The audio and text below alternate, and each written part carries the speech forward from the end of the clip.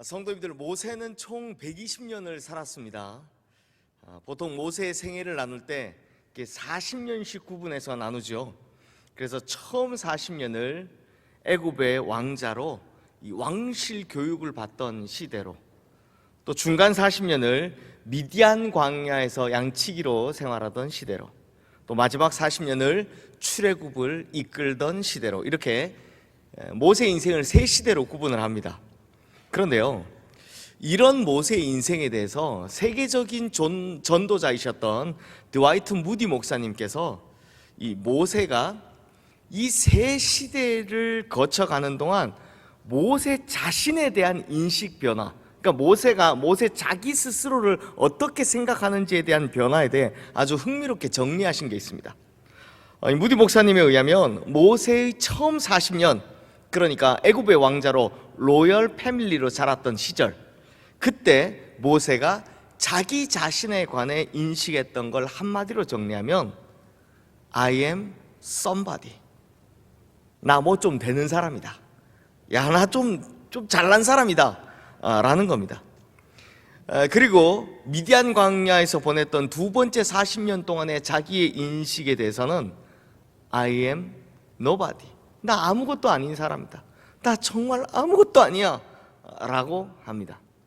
그러니까 처음에는 나는 굉장히 잘난 사람이야, 나 좀 잘 나가 라고 생각했다가 미디안 광야에서 철저히 깨지면서 그 다음 40년 동안 깨달은 건 야, 나 정말 아무것도 아닌 사람이야 라는 걸 깨달았다는 겁니다. 하지만 출애굽의 영웅으로 이스라엘 백성의 리더로 살아가던 마지막 40년 동안 모세는 어떤 사람이 되었습니까? 하나님의 사람이 되었습니다.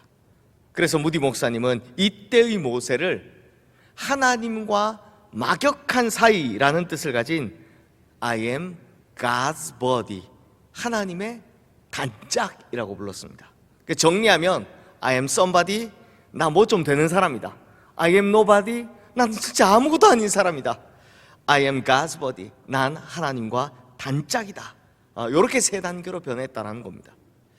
그러므로 우리는 성경에서 자기 스스로를 굉장한 사람이라고 생각했다가 40년 동안요, 또 한순간에 도망자가 되어서 스스로 아무것도 아닌 인생이라고 생각했다가 이것도 40년 동안요, 결국 아무것도 아닌 것처럼 보여지는 자신을 주님 앞에 겸손히 들여서 하나님의 섭리를 성취하는 도구로 살아가는 이 마지막 40년을 살아가는 세 단계의 모세를 만날 수 있다는 겁니다.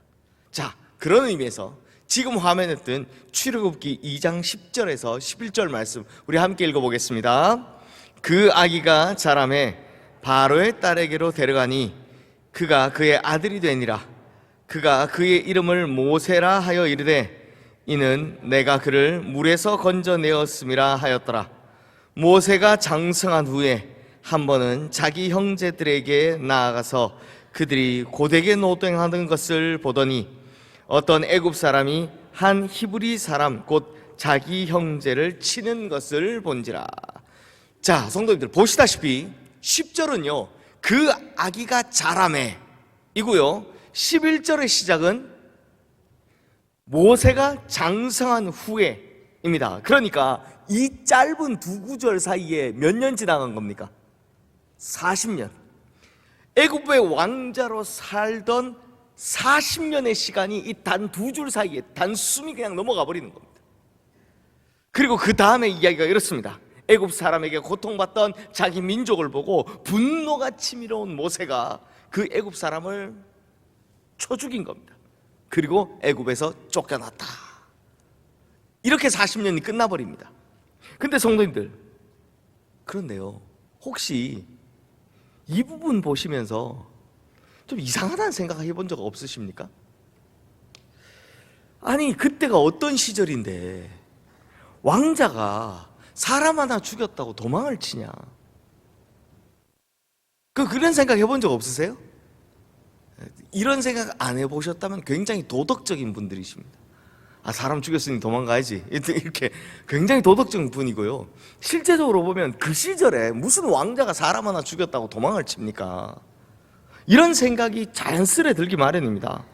사실 이 장면은 모세가 살인한 장면이기 때문에 아주 잘못된 장면이 맞지만 하지만 성경에서 애굽의 왕자로 살던 그 모세 40년에 대해서는 한마디 설명도 없고 딱 한 줄, 한 절로 딱 정리해 놓고선 굳이 이 장면만을 길게 기록한 것은 그만한 이유가 있기 때문입니다. 그게 뭐냐? 우리는 지금까지 어떻게 배웠습니까? 모세가 살인하는 바람에 어쩔 수 없이 쫓겨났다 라고 배웠지만, 오늘 본문인 히브리서에서는 전혀 다른 관점을 제시하는데요. 그게 뭐냐? 바로 지금까지 살아왔던 애굽과의 인연을 자기 스스로 끊어버리고 새로운 인생을 향해 떠나가는 위대한 출발이다라는 관점입니다. 그러니까 모세가 쫓겨난 게 아니라 새로운 출발을 했다는 겁니다. 이게 무슨 말이냐? 오늘 본문인 히브리서 11장 24절부터 26절 말씀 우리 다시 한번 읽어보겠습니다. 믿음으로 모세는 장성하여 바로의 공주의 아들이라 칭함받기를 거절하고 도리어 하나님의 백성과 함께 고난받기를 잠시 죄악의 낙을 누리는 것보다 더 좋아하고 그리스도를 위하여 받는 수모를 애굽의 모든 보화보다 더 큰 재물로 여겼으니 이는 상 주심을 바라봄이라. 아멘. 자, 성도님들, 제가 볼 때 이 구절에서 가장 중요한 단어는 빨간색 되어 있죠. 뭡니까? 거절하고입니다. 왜냐? 이 위대한 배후의 출발에, 이 위대한 새 출발의 배후에 있었던 모세의 결단을 나타내는 단어가 쫓겨나고가 아니라 뭐라고요? 거절하고라는 겁니다. 수동적으로 내가 사람 죽였으니 쫓겨나서 어쩔 수 없이 그렇게 되었다가 아니라 히브리서에서는 뭐라고 한다고요? 그걸 자기가 과감히 거절했다는 겁니다. 그렇다면 모세가 무엇을 거절했습니까? 자, 세 가지가 있는데요. 24절 말씀 우리 다시 한번 읽어보겠습니다. 믿음으로 모세는 장성하여 바로의 공주의 아들이라 칭함받기를 거절하고, 자, 가장 먼저 바로의 공주의 아들이라, 즉 왕자의 신분을 거절했다라는 겁니다. 성도님들, 바로의 공주의 아들이란 말은 왕자라는 말이잖아요. 그러니 왕자라는 타이틀 하나만 가지고도 누릴 수 있는 특권과 명예, 권세가 얼마나 많았겠습니까? 이때는 왕정시대니까요. 게다가 성도님들, 출애굽기에는 왕의 이름이나 또 애굽 사람들의 인물에 대해서 이 상세한 기록이, 이름이 나오거나 기록이 없기 때문에 고고학적 증명이 많이 부족한 상태가 맞습니다. 하지만 이 존스 홉킨스 대학 들어보셨죠? 엄청 유명한 대학이죠. 존스 홉킨스 대학의 이집트 연구가인 한스 게딕 교수를 비롯한 여러 학자들이 모세의 양어머니, 그러니까 모세를 물에서 건진 이 바로의 공주를 하트셉투스, 죄송합니다, 제가 이집트 발음 잘 못해서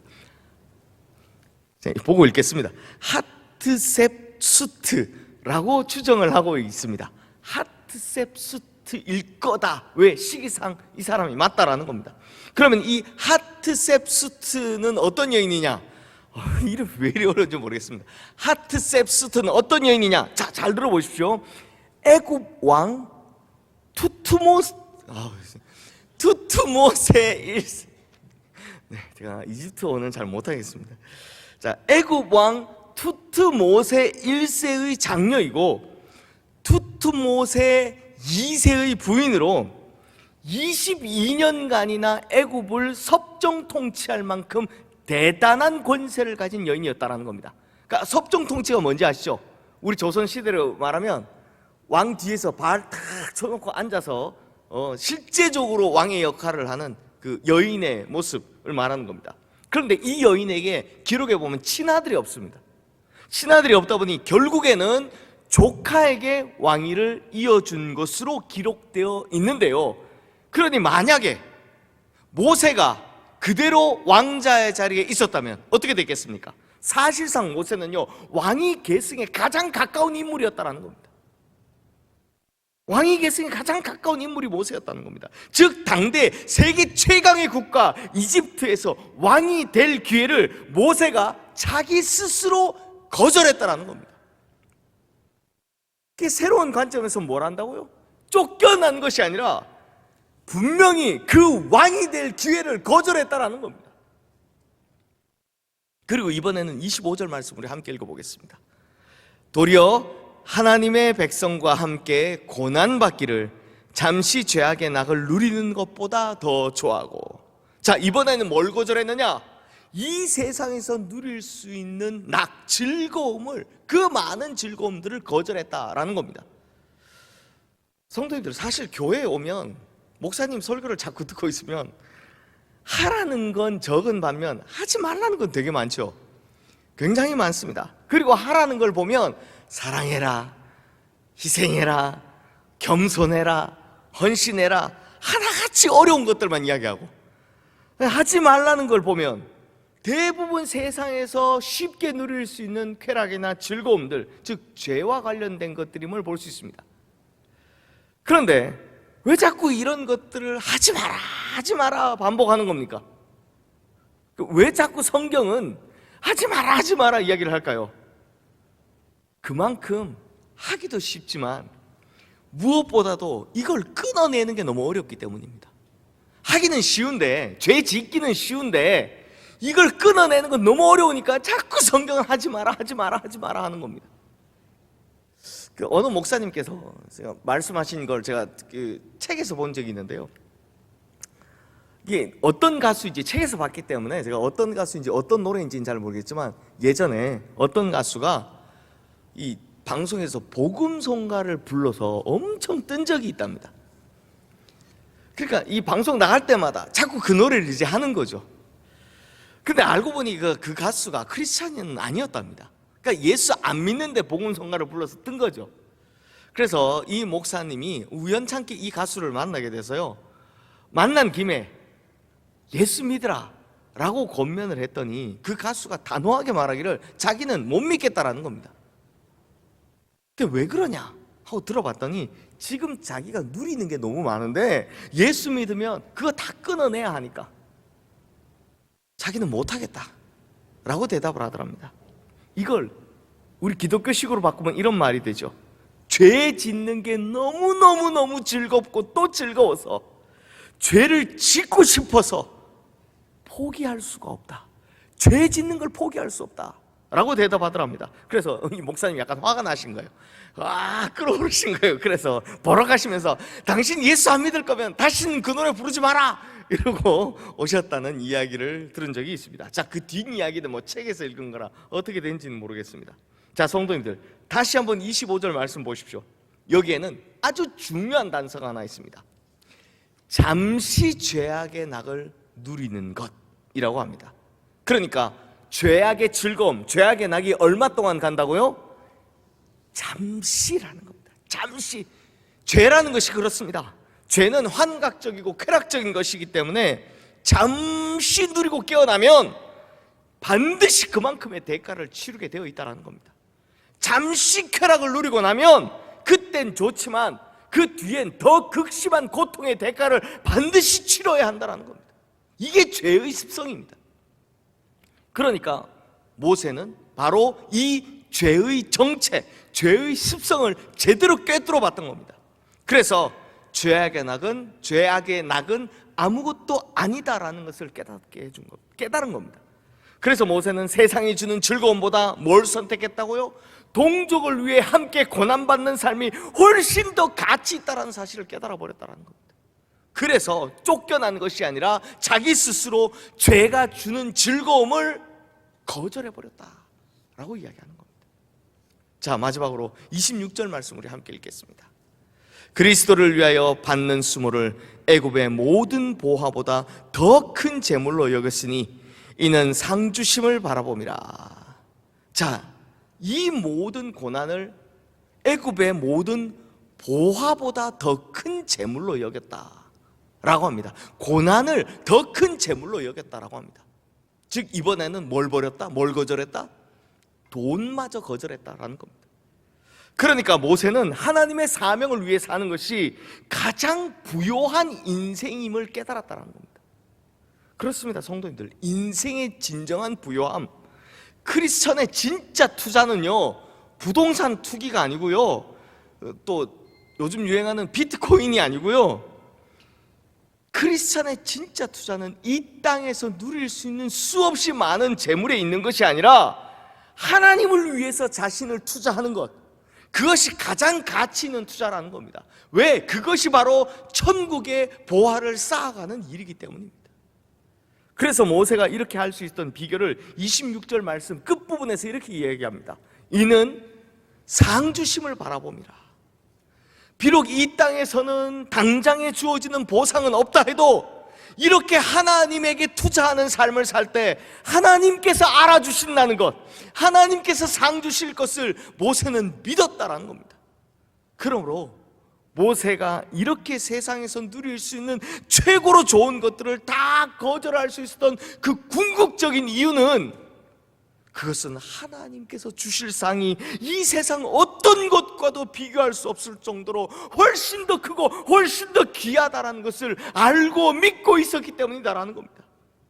그러니 비록 이 땅에서는 고난이어도 아픔이어도 고생이어도 주님 앞에 서는 날, 주님께서 내가 지금까지 살아왔던 삶의 진가를 인정해 주시고 나를 친히 받아줄 것이며 그래서 내게 큰 상을 주실 것이다 라고 믿었다라는 겁니다.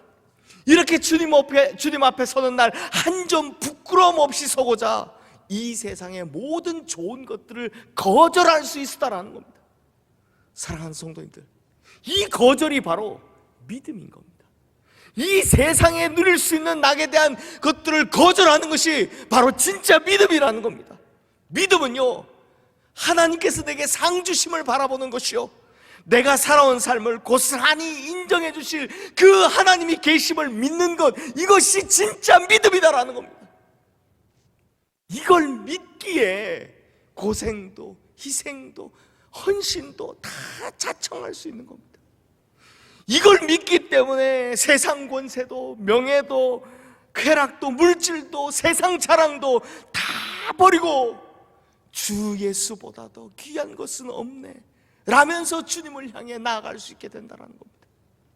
그러므로 성도님들, 모세와 같은, 우리에게도 이 모세와 같은 선택의 순간이 온다면, 아니 분명히 올 겁니다.